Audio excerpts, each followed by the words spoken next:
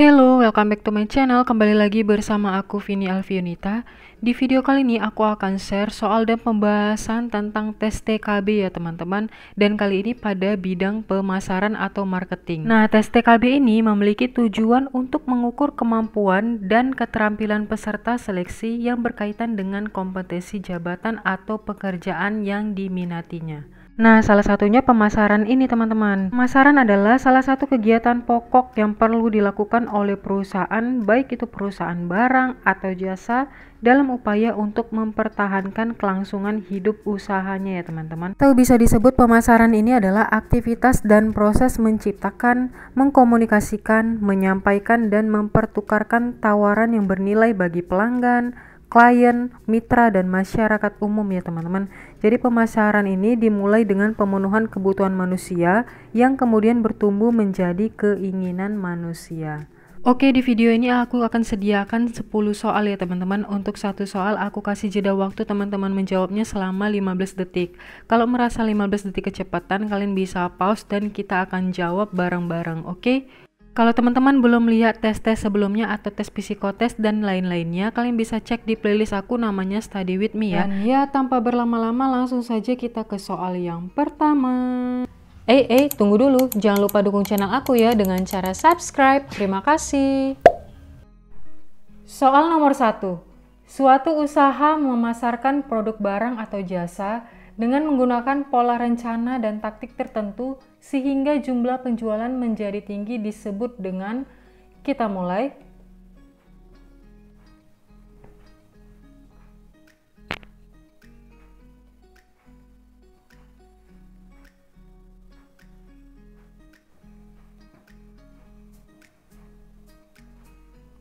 Stop. Jawabannya adalah C, strategi pemasarannya teman-teman.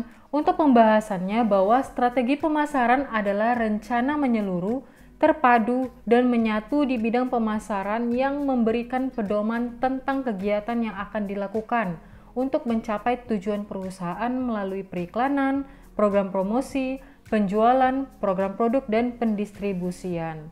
Next, kita lanjut ke soal nomor 2. Penganalisian, perencanaan, pelaksanaan, dan pengawasan program-program yang bertujuan menimbulkan pertukaran dengan pasar yang dituju dengan maksud untuk mencapai tujuan perusahaan disebut dengan, kita mulai.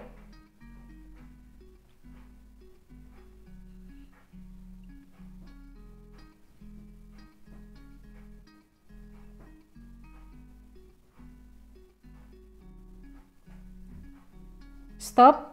Jawabannya adalah D, manajemen pasar ya teman-teman. Jadi manajemen pemasaran ini adalah suatu proses penentuan tujuan pemasaran, analisa proses pemasaran, dan pemenuhan rencana tujuan pemasaran untuk perusahaan atau organisasi.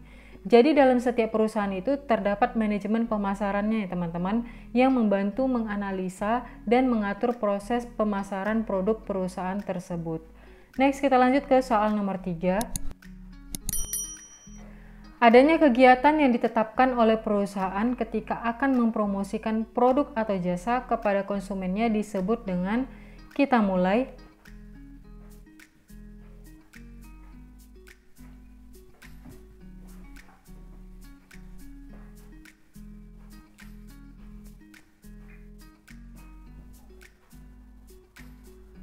Stop.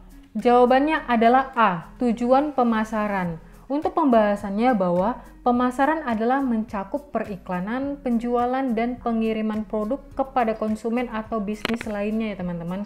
Jadi ada beberapa aktivitas pemasaran yang seringkali dilakukan oleh perusahaan lain.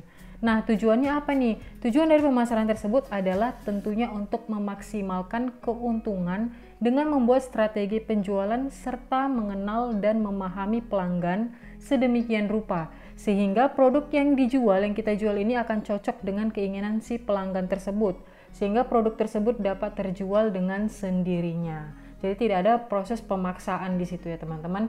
Jadi kalau teman-teman punya jawaban yang berbeda dariku, kalian bisa komen di bawah dan kasih tahu alasan teman-teman semuanya ya. Next, kita lanjut ke soal nomor 4. Menyatakan bahwa konsumen akan menyukai produk yang menawarkan mutu, kinerja, dan pelengkap inovatif yang terbaik merupakan, Kita mulai.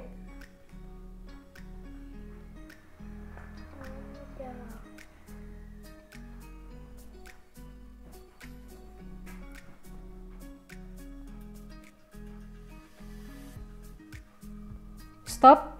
Jawabannya adalah A, konsep produk. Untuk pembahasannya bahwa konsep produk ini merupakan konsep dengan asumsi bahwa konsumen akan menyukai produk yang berkualitas ya teman-teman, yang berguna dan memiliki fitur-fitur yang bermanfaat.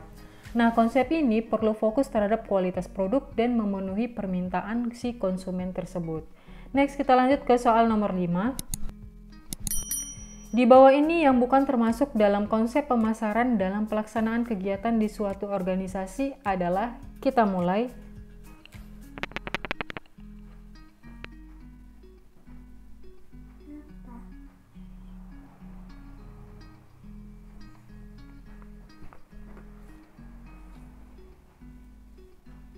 Stop.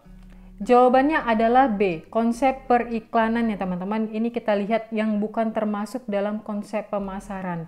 Jadi itu pembahasannya bahwa dalam pemasaran terdapat 6 konsep yang merupakan dasar dalam pelaksanaan kegiatan pemasaran suatu organisasi.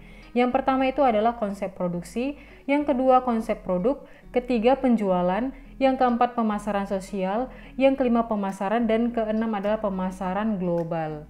Next, kita lanjut ke soal nomor 6. Unsur merupakan pembeli yang terdapat di luar negeri, termasuk konsumen, produsen, penjual kembali, dan pemerintah asing yang merupakan pasar.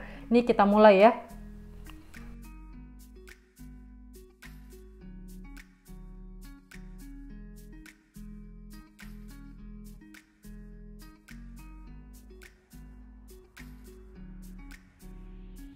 Stop. Jawabannya adalah A, pasar internasional. Jadi pasar internasional ini adalah pasar yang meliputi seluruh kawasan di dunia ya teman-teman, maupun berdasarkan jangkauannya. Nah, pasar internasional ini adalah jenis pasar dengan cakupan yang sangat luas, yakni meliputi seluruh kawasan di dunia ini. Contohnya adalah pasar lelang tembakau Indonesia di Jerman dan pasar kopi di Brazil. Adapun fungsi pemasaran internasional yaitu dapat memperluas hasil produksi dalam negeri ke luar negeri, adanya arus pertukaran barang dan jasa antar negara, dan yang terakhir adalah negara mudah mendapatkan barang yang tidak bisa dihasilkan di dalam negeri. Next, kita lanjut ke soal nomor 7.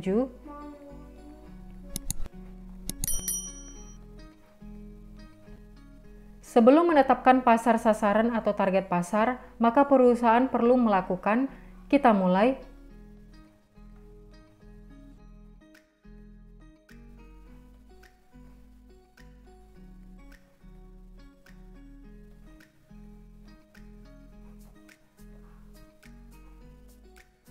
Stop. Jawabannya adalah C, segmentasi pasar ya teman-teman. Jadi untuk pembahasannya bahwa segmentasi pasar adalah proses memecah kelompok heterogen dari calon konsumen menjadi kelompok yang homogen, kelompok yang lebih kecil ya teman-teman.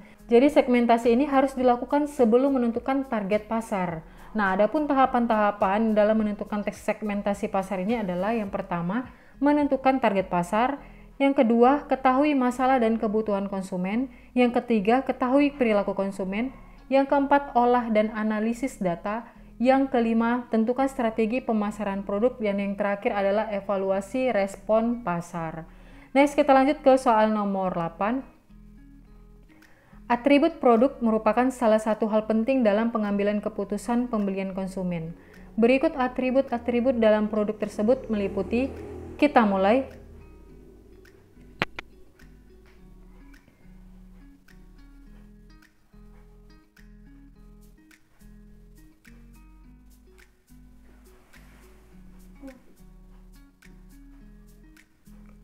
Stop.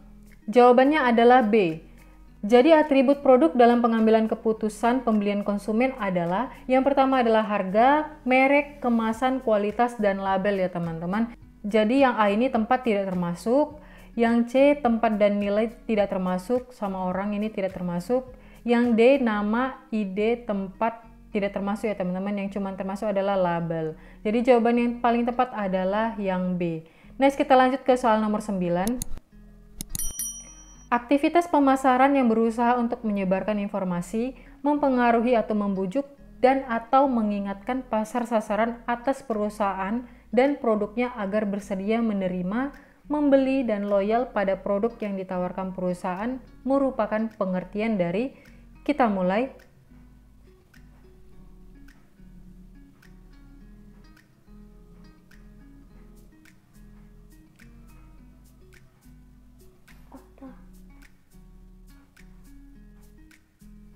Stop. Jawabannya adalah C, promosi ya teman-teman. Jadi untuk pembahasannya, promosi atau promotion ini adalah cara untuk meningkatkan penjualan produk atau jasa yang biasanya dilakukan melalui iklan atau pemotongan harga. Ini udah pasti ya teman-teman. Jadi tujuan promosi ini adalah untuk mempengaruhi dan membujuk calon konsumen agar tertarik hingga mau membeli produk atau jasa yang kita tawarkan. Next, kita lanjut ke soal nomor terakhir ya teman-teman, soal nomor 10. Yang bukan termasuk syarat untuk melakukan segmentasi pasar yang efektif adalah kita mulai.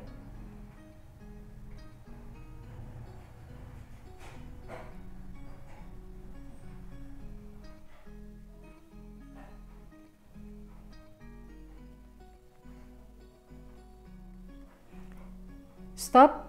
Jawabannya adalah D, not served ya teman-teman, atau tidak dilayani. Jadi syarat-syarat segmentasi pasar yang efektif itu, yang pertama measurable atau terukur, substansial atau banyak, accessible atau dapat diakses, dan differentiable dapat dibedakan, dan yang terakhir adalah actionable atau dapat dilayani. Oke teman-teman, segitu aja untuk soal dan pembahasan di TKB bagian pemasaran atau marketing ini. Kalau kalian suka silahkan like, kalau ada pertanyaan, ide, tanggapan, atau saran silahkan komen di bawah ya. Dan kalau misalnya ada jawaban kalian yang berbeda dariku, kalian bisa juga komen di bawah dan kasih tahu alasan teman-teman semuanya. Dan bagi yang udah subscribe, aku ucapkan terima kasih banyak. Sampai jumpa di next video, bye bye.